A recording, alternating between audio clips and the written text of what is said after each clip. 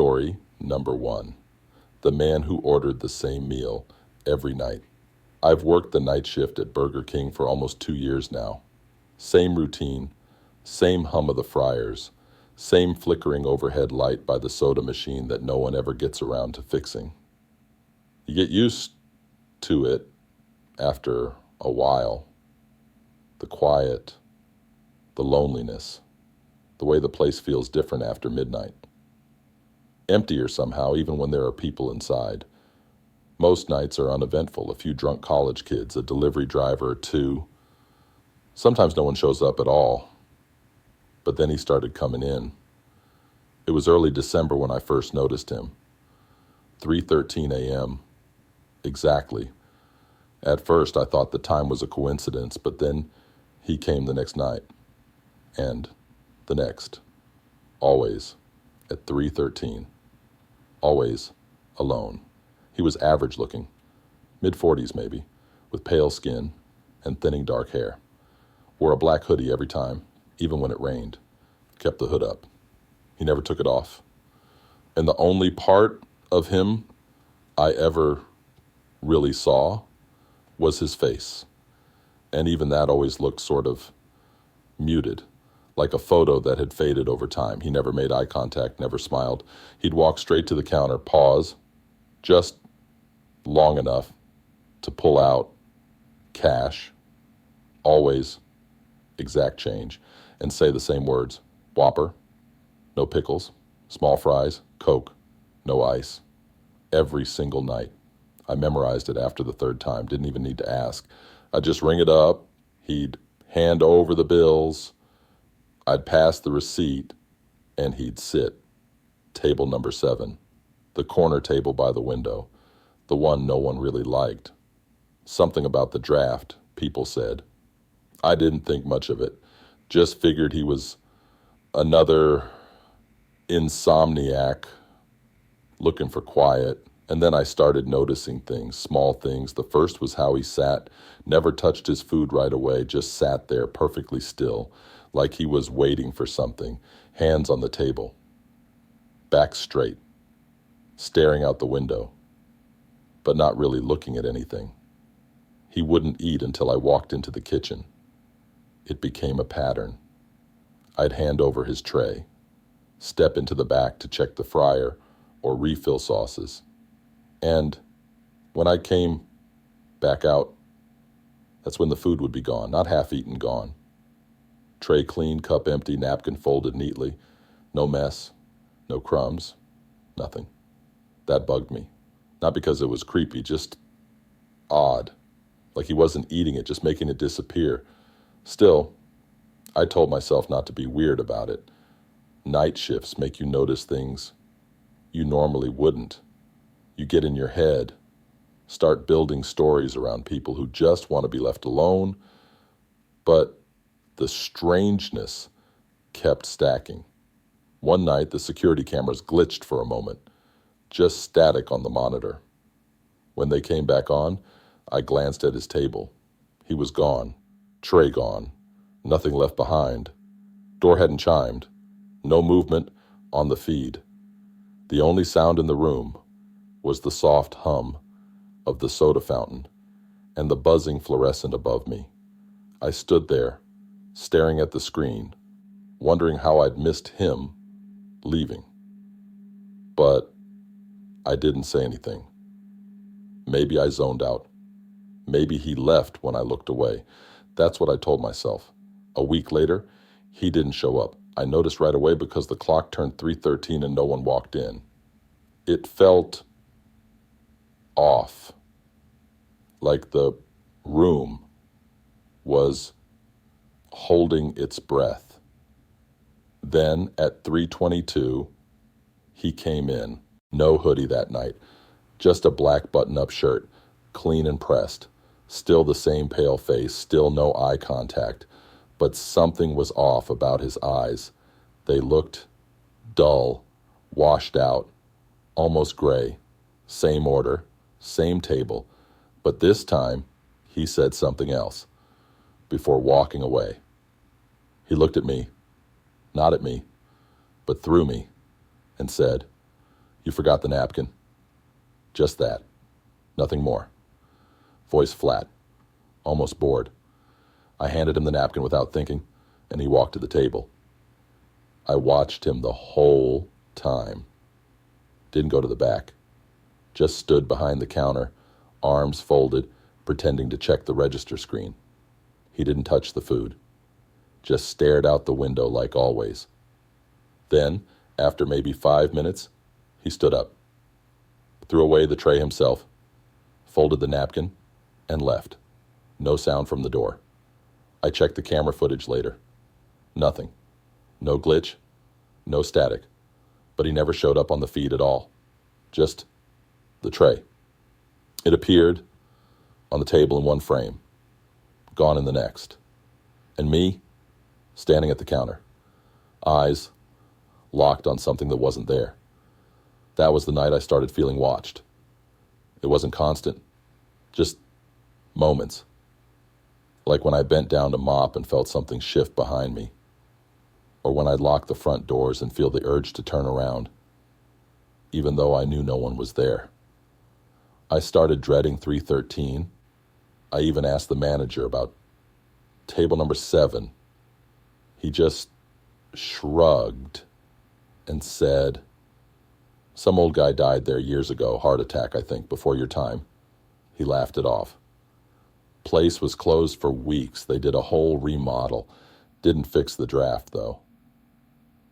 That was the first time I stayed home. Called in sick. Didn't sleep much, though. I kept checking the time, 3:13 a.m. I stared at the ceiling, waiting to feel normal again. But it didn't come. The next night I went back in, decided I'd face it. Maybe I'd made it all up. Maybe I was just tired. But when he came in that night, something was different. He didn't go to the counter. He walked straight to table number 7 and sat down. No food, no tray, just him, sitting there, waiting. The lights above flickered once. Then again.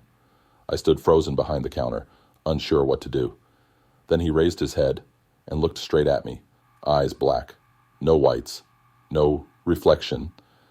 He smiled, not wide, not exaggerated, just a small, tired smile, like he finally recognized me. Then he pointed at the counter. I looked down. There was a receipt printed out. I hadn't touched the register.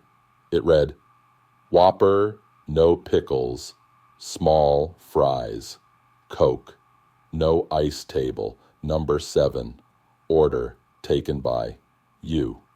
I looked up. He was gone.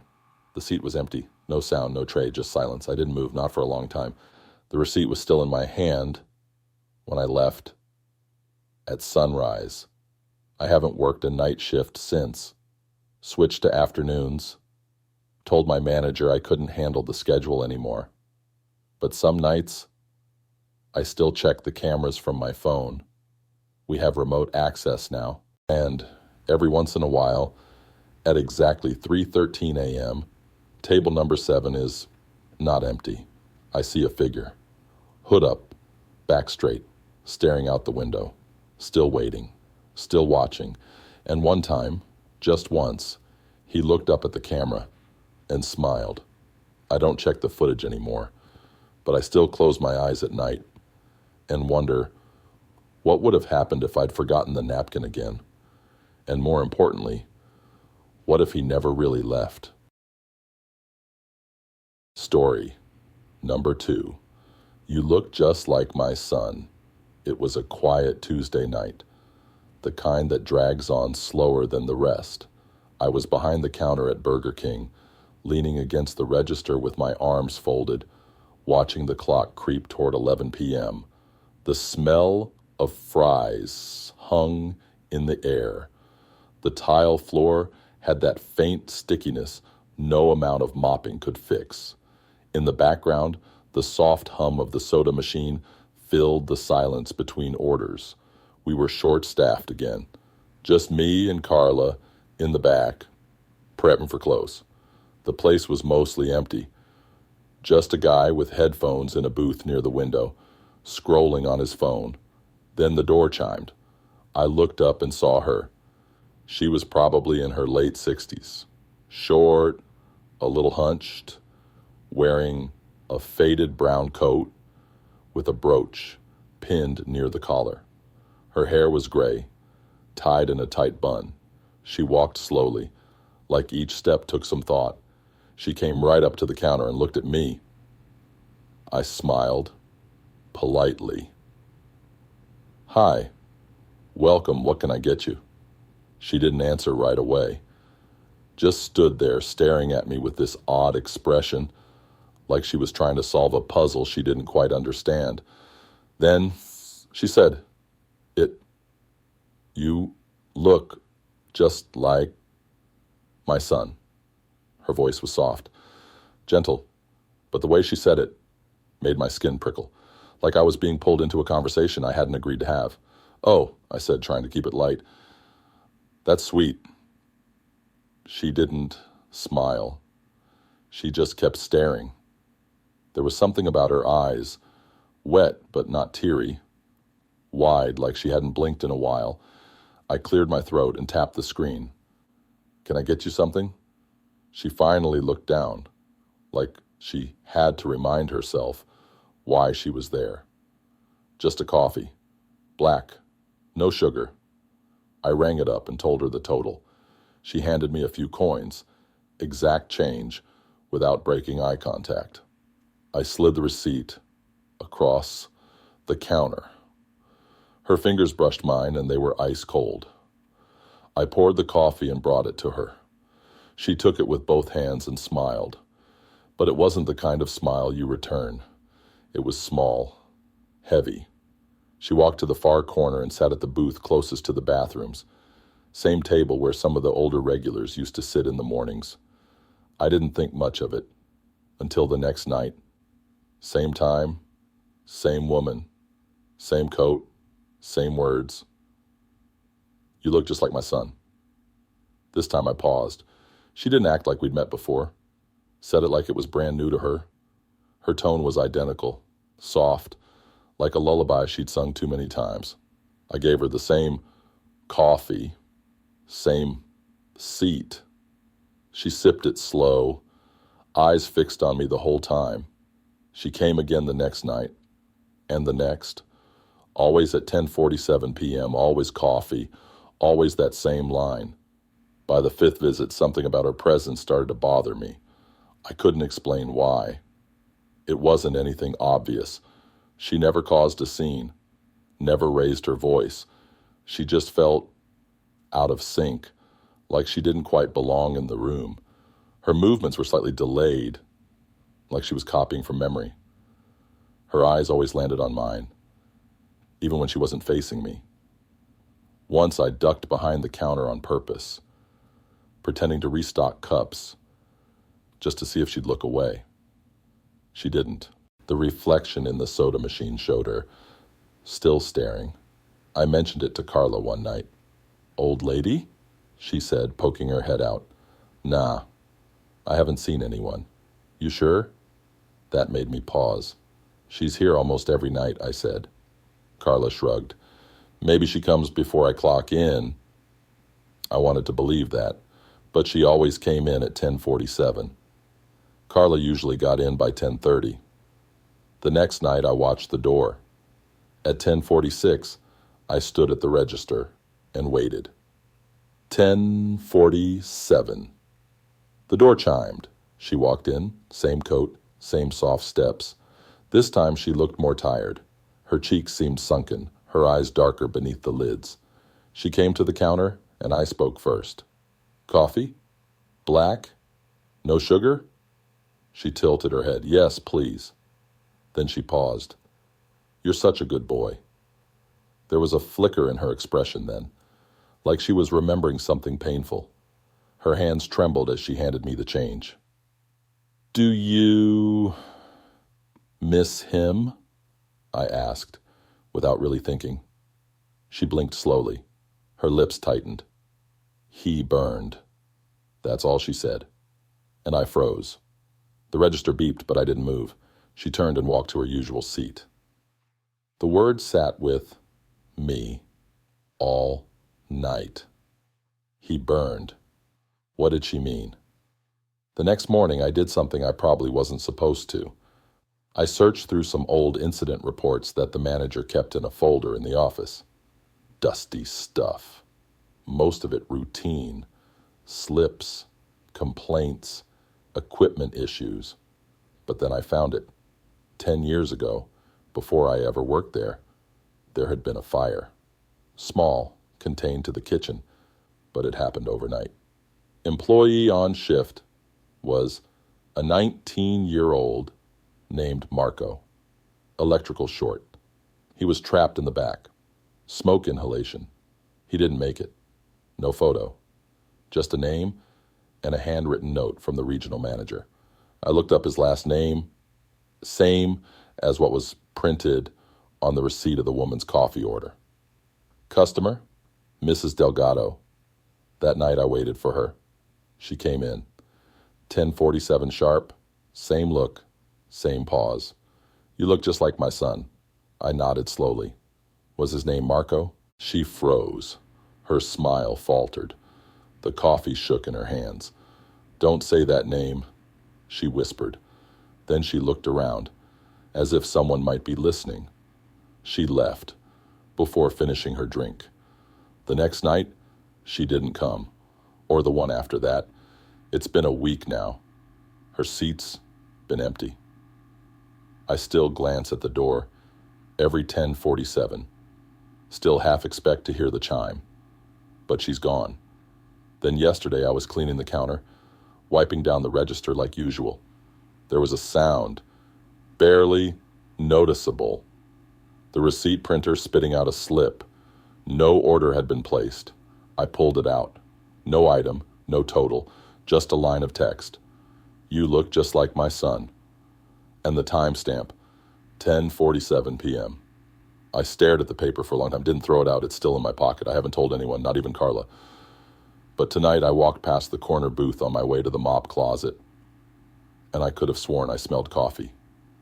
Black, no sugar, still warm. Story number 3, the locked freezer incident. I never used to mind the night shifts. Less noise, fewer customers, a certain kind of peace in cleaning the place when it's just you and the machines humming in the background. I'd usually close alone, just me, a checklist, and the soft crackle of the overhead speakers playing whatever soft pop the company playlist thought was appropriate for 2 a.m. This happened about 5 months ago. It was one of those nights where everything ran smooth. The dinner rush hadn't been too bad, and by midnight the place was practically empty. The air smelled like fryer oil and bleach. Typical for that hour, lights buzzed overhead. The lobby was spotless. I had about 30 minutes left before I could clock out. I was in the back, restocking the freezer. We're supposed to keep the inventory rotation tight, you know? New boxes at the bottom, old ones on top.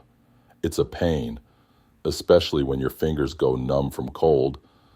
But I didn't mind. I had earbuds in, one side out so I could still hear the door if it opened. I stepped inside the walk-in and propped the door open with the rubber wedge we always used.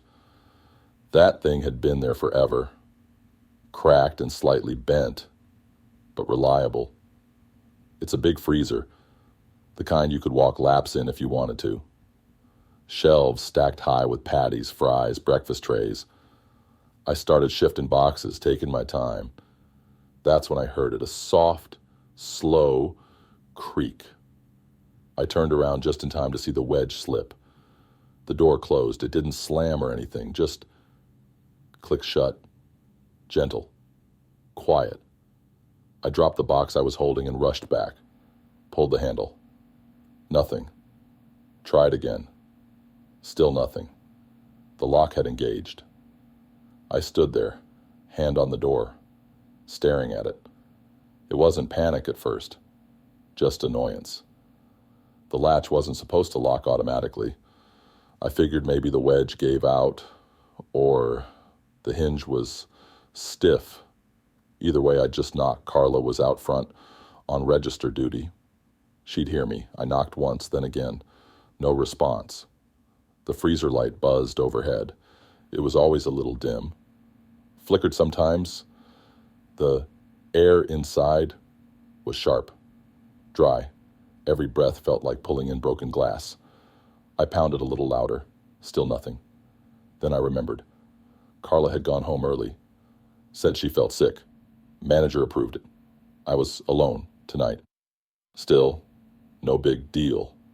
There's a release latch on the inside. A safety thing. I felt around the door. Cold metal. Smooth edges. But the latch wasn't there. I ran my hand across the panel again. Slower this time. Nothing. No latch. Just a flat, sealed surface. I stared at it for a while, trying to process what I was seeing. The latch had always been there, required by law. I'd used it before, and now it just wasn't. I took a step back. The cold started to settle in deeper. My breath was starting to show in the air. Light, fast puffs. I rubbed my hands together and looked around.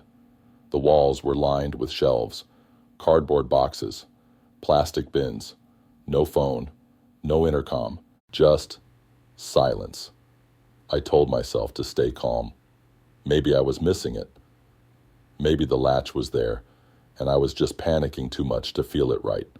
So I turned back, pressed my hands flat against the door, and tried again. Still nothing. The metal was colder now. Frost started to creep along the lower edge of the door. I leaned my forehead against the surface, closed my eyes. Then I heard it. A knock. From the other side. 3 slow knocks. Not loud. Not frantic.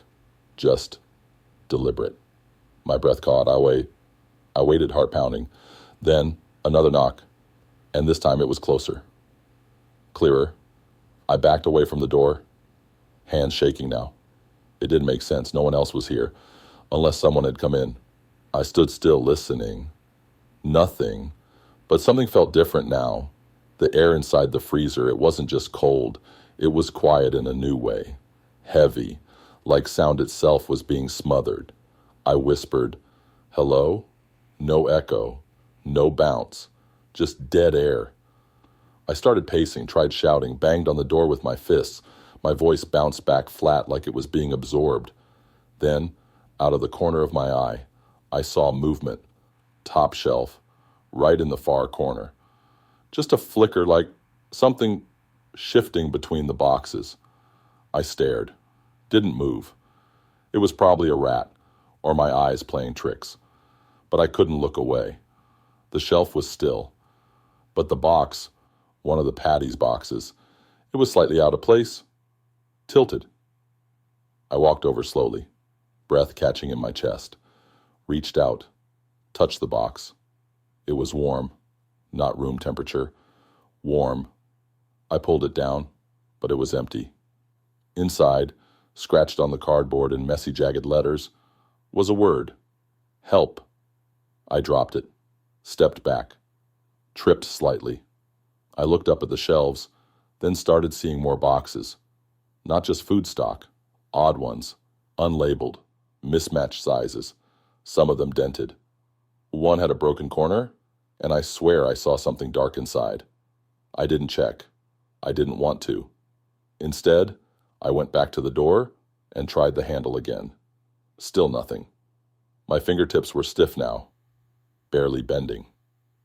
I tucked them under my arms and sank to the floor, sitting against the metal. I don't know how long I stayed there. The light flickered again. Once, twice. Then I heard it. Breathing. Not mine. From inside the freezer. Slow. Shaky. Like someone trying not to cry. I turned around. There was no one. But the sound was real. I could hear the inhale. The slight rasp. The exhale. I whispered, "Who's there?" Nothing. Just a shift in the air. Like someone had walked past. I curled in tighter, tried to hold on until morning. Eventually, I must have blacked out. because I woke up to the sound of the door opening. Bright light, warm air rushing in. I was half frozen, my uniform damp with condensation, my hands barely working. It was Kevin, the morning shift manager. He looked pale when he saw me. He helped me out, wrapped me in a blanket, called 911. I asked him how he opened the door. He said, "The latch was right there. You weren't using it?" I didn't say anything. Didn't know how. They checked the footage later. Camera above the freezer door showed me walking in. But the door never closed on its own. No one touched it.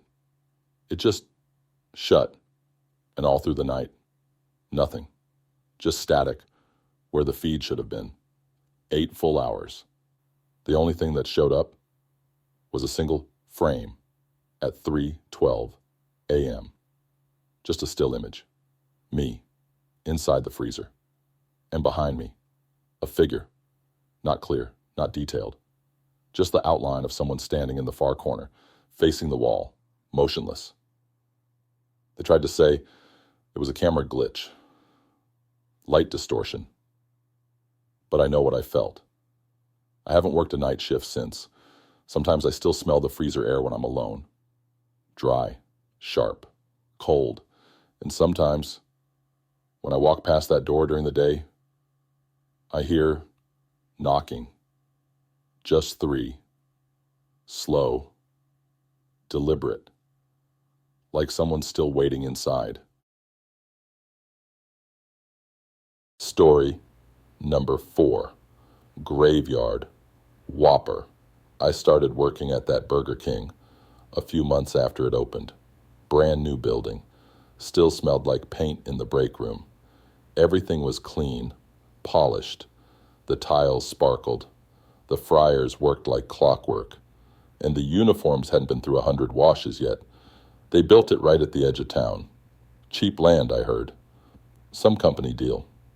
Honestly, I didn't think much of it. I was just glad to have a job. First few weeks went by easy. I worked mostly evenings, sometimes closing. The team was all right, mostly younger kids like me. The manager, Ron, was one of those don't ask too many questions kind of guys. He kept things moving, never said much unless you screwed up. The only thing odd was the lot itself. People kept saying this place used to be something else, not a business, something older. One of the older crew members, Carlos, mentioned a cemetery. Like an actual graveyard? I asked him once, trying to sound casual. He nodded. Yeah, they moved it. At least that's what people say. I didn't push. Didn't want to look like I cared too much, but the thought stuck with me. There was something off about the place. Not in a big dramatic way, just a quiet wrongness. The air around the building always felt dense, like the wind avoided the lot, like time moved just a little slower here. We started getting these weird orders late at night. I worked drive-through mostly, so I noticed it first. The headset would beep, but there'd be no car in the lane. I'd say the usual line, "Welcome to Burger King, may I take your order?" And there'd be silence. Then a voice, software, dry, almost distant. 1 Whopper, extra onions, no lettuce. The first time, I thought it was a prank. Teens playing with Bluetooth speakers or something. I looked out the window. Nothing. No headlights, no engine noise. Still, the order showed up on the screen. Somehow, I hesitated, then sent it through to the kitchen. Carlos gave me a weird look when I handed him the ticket. "No lettuce?" he asked. I shrugged. "Just make it." The order sat in the pickup window for a good 10 minutes before I threw it away. No one ever came. The next night, it happened again. Same time. Around 12:16 a.m., same order. Same voice.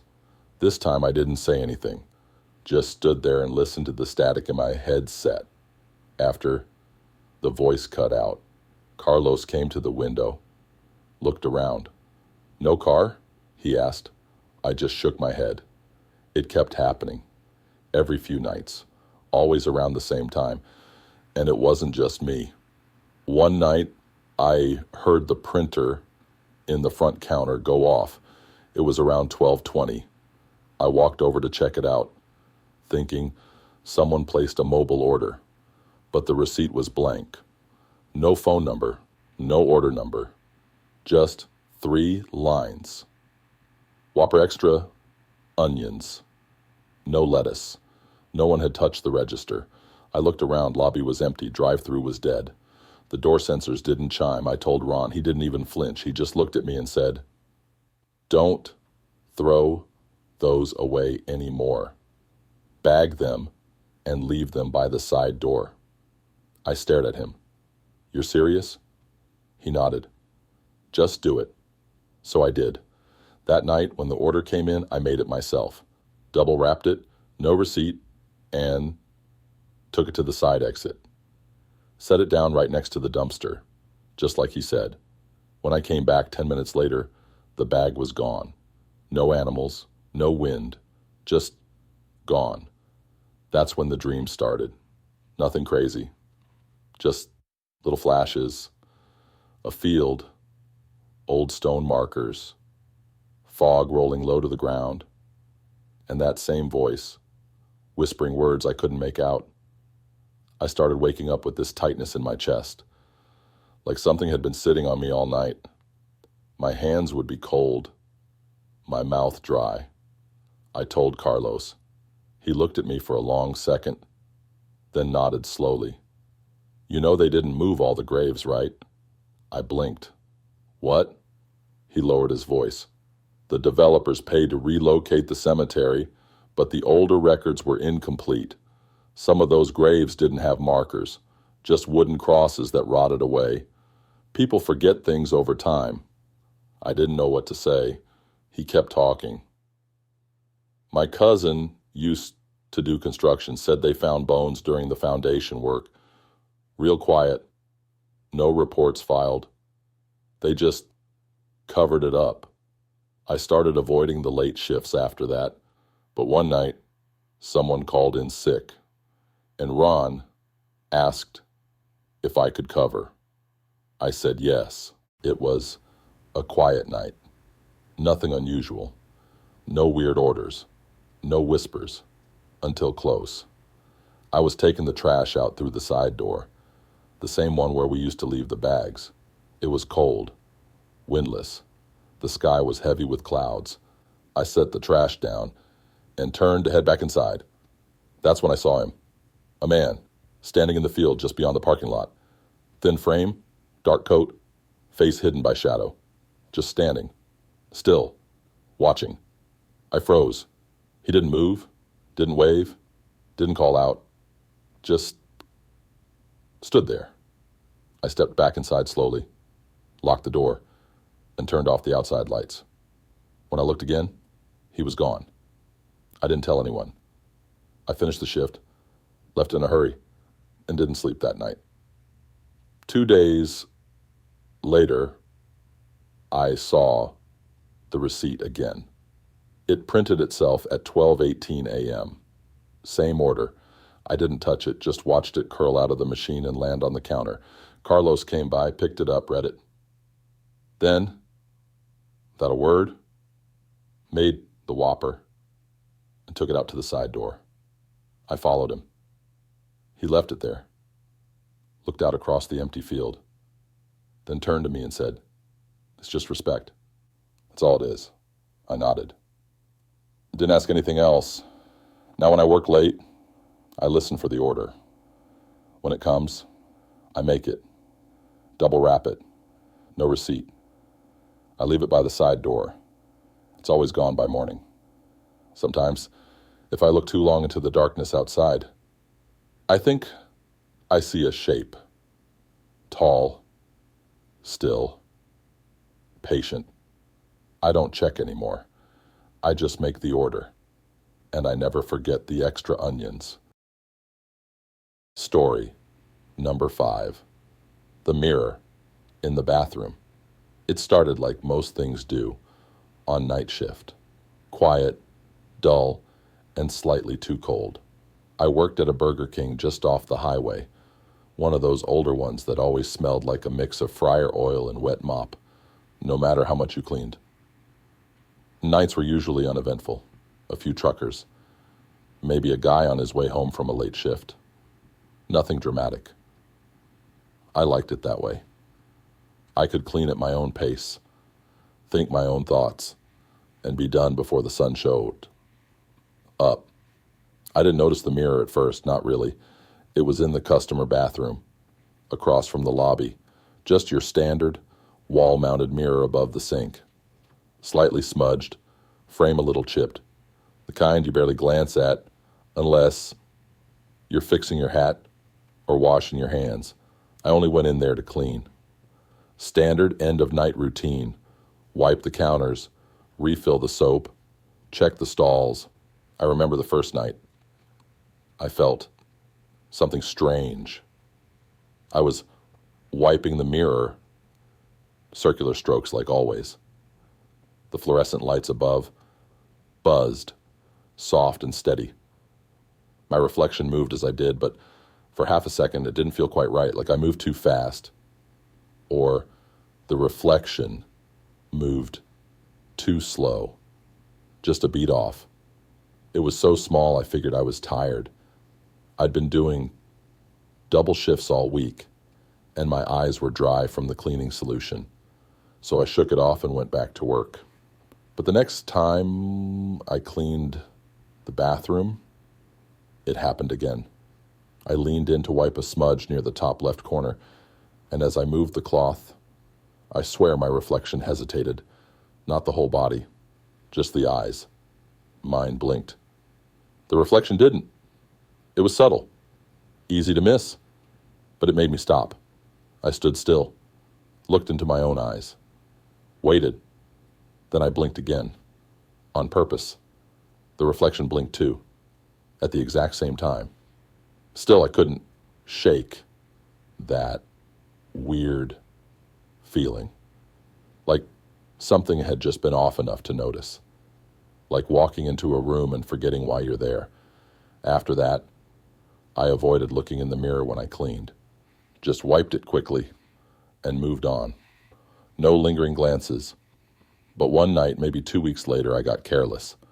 I went in to refill the soap, half asleep, and caught my reflection out of the corner of my eye. It wasn't what I expected. I looked wrong. Not scary, just not me. My expression was blank, mouth slightly open, eyes glassy. But the part that got me, the part that really stayed with me, was the way my reflection's head tilted, just slightly, like it was studying me. And I hadn't moved. I froze, didn't blink, didn't breathe. My chest felt tight. Then just like that, it was normal again. My reflection matched me, staring back, eyes wide, breathing heavy. I left the bathroom without finishing the rest. Didn't even refill the toilet paper. I tried to talk myself out of it. Maybe I was tired. Maybe it was the lighting. The mirror was old after all. Maybe it had a slight lag in the way it bounced light. That's a thing, right? But then weird little things started happening around that mirror.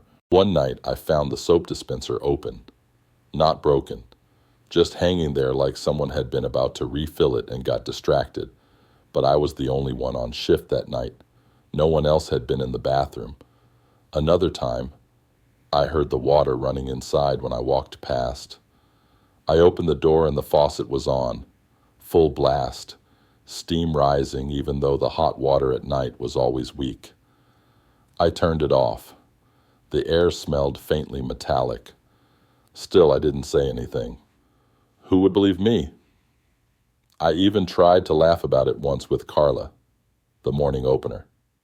Told you that mirror in the bathroom has a weird vibe, I joked, trying to sound casual.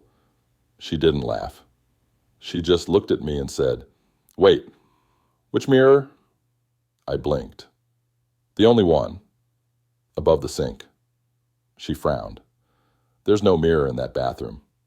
I stared at her. "What?" She nodded slowly. "They removed it before the remodel. It shattered. Some kid broke it months ago. Management never replaced it." I didn't know what to say. That night, I brought a flashlight and checked the bathroom again. There it was, clear as day, mounted above the sink, my reflection staring back. I even touched the glass. Cold, solid, real. I didn't go back in after that. Started skipping the bathroom on my closing checklist. Wrote it up as checked, clean, and hoped no one noticed. But then the weirdest part happened. The security monitor. We have a tiny black and white screen above the mop sink that shows feed from a few spots inside. Just the lobby, the kitchen entrance, and the hallway by the bathrooms. One night, I was refilling napkins when I caught movement on the screen. Someone walking into the bathroom. I paused, stared. It was me. Same uniform. Same building I hadn't moved from the supply shelf. I looked back at the hallway. Empty. Back at the monitor. He was inside now. In the mirror's view. Washing his hands. Then he looked up and stared straight into the camera. I shut the screen off. Didn't watch it again after that. A few nights later, I came in to start my shift. Carla was in the break room, pale and quiet. "What's up?" I asked, trying to sound normal. She didn't look at me. "They found glass all over the bathroom this morning," she said, like something shattered. "But there's no mirror. Hasn't been one since the remodel." I didn't respond. Didn't know how. I walked past the bathroom slowly on my way to the front. The door was slightly open. I swear I saw movement inside. Just a flicker. And for the first time since I started, I kept walking. Didn't look. Didn't clean. Haven't been back in there since. And even now, when I pass that hallway, I feel it, like a presence pressing against the back of my neck. Watching. Waiting. But I don't look in mirrors anymore. Not at work. And sometimes, even at home, I catch my reflection lingering a second too long, like it's waiting for me to notice. And I try not to, because I'm afraid if I do, it might smile back. Story number 6. The closer. Most people don't like closing shifts. I never minded them. There's something about the quiet after the dinner rush that felt peaceful. Just me, the machines humming low, and the occasional hum of the ice machine dumping cubes into the bin. The store would empty out by 10, and I'd have the last 2 hours to clean, stock, and lock up. Nobody bugging me. No angry customers. Just the smell of fryer oil in the air and the soft squeak of my shoes on the floor. This was the Burger King off Highway 15. Not the busiest, but steady. I'd been working there 6 months before I started hearing about Rick. It came up casually one night. One of the newer girls, Zoe, was telling me to leave the mop bucket in the back because Rick doesn't like it near the kitchen door. I laughed. "Who's Rick?" She shrugged. "The closer. He works overnight sometimes, I think. Kind of quiet. Keeps to himself." I frowned. "There's no overnight shift." She looked confused. "Oh, maybe he just comes in late to prep." We left it at that. I didn't think about it again until maybe a week later, when I was finishing up a close by myself. Everyone had clocked out. I was wiping down the grill when I heard the back freezer door shut. Firm, not slammed, but loud enough to make me flinch. I froze. I hadn't gone near the freezer since restocking 2 hours ago, and I was sure I was alone. I turned slowly half expecting someone to pop out and say they forgot their phone or jacket. Nothing. "Hello?" I called out. My voice felt thin against the silence. No answer. I walked back, checked the prep area. The freezer door was shut, lights off, no one inside. I went back to cleaning. Chalked it up to building pressure or old hinges. You hear things when the store's quiet. But the next night, it happened again. Same time, about 11:45. This time, it was the sound of the broom scraping across the floor in the dry stockroom. A steady, slow, dragging sound. I waited at the edge of the hallway and listened. Then it stopped. I walked in, light already on. Nothing there. Just the broom leaning against the wall, exactly where I'd left it. When I got back to the front, I noticed something else. The mop bucket had been moved. Not far, just from the corner of the kitchen to next to the office door, neatly placed. No trail of water. I didn't say anything to anyone, but the next day, I asked Zoe what she meant about Rick. She looked up from her register and said, "He's just always around. Like he's the one who trains closers sometimes, right?" I shook my head. No one named Rick works here. I checked the schedule. She looked confused, but I saw him. He wears the black jacket, stays quiet, never really talks. I thought he was like the manager's brother or something. I didn't have a response for that. That night I stayed after, close longer than usual, just to see. I shut everything down, locked the front doors, killed the lobby lights, but I left one camera, feed, running on the monitor, in the back, just the kitchen, facing the fryers. I sat at the break table, lights off, just watching. Around 12:07 a.m., something flickered on the screen. Movement, not fast, not jerky, just someone walking through the kitchen, wearing a dark jacket. They walked across the frame, paused near the sink, then turned and looked straight into the camera. No face, just shadow where the features should be. I stood up slowly, heart pounding in my throat. When I looked through the kitchen window toward the prep area, no one was there. The screen showed nothing now, just an empty kitchen. I packed up, turned off the feed, and left in a rush. Didn't look back. But the next time I closed, I felt it again. Not noise this time, just presence, like someone was standing just out of sight. Every time I bent down to pick up something, I felt eyes on the back of my neck. Once, I turned quickly and saw the reflection of someone standing behind me in the steel fryer door. But when I spun around, the room was empty. The reflection was gone. I started cutting my closest short, cleaning faster, skipping non-essentials just to get out sooner. The manager noticed and pulled me aside. "You've been leaving the mop area. Mess," he said, holding up a checklist. I didn't respond. Then he said, "Rick mentioned it too." I stared at him. "What?" He blinked. "You know Rick. Said he saw the bucket in the wrong spot." I swallowed. "There's no Rick here." He frowned. "Of course there is. He's been with the company forever. Doesn't work much these days, but sometimes helps out." I opened my mouth, closed it again. I'd never seen him, never heard him talk, but things kept changing during my shifts. Condiment trays refilled without me doing it. Floor signs moved.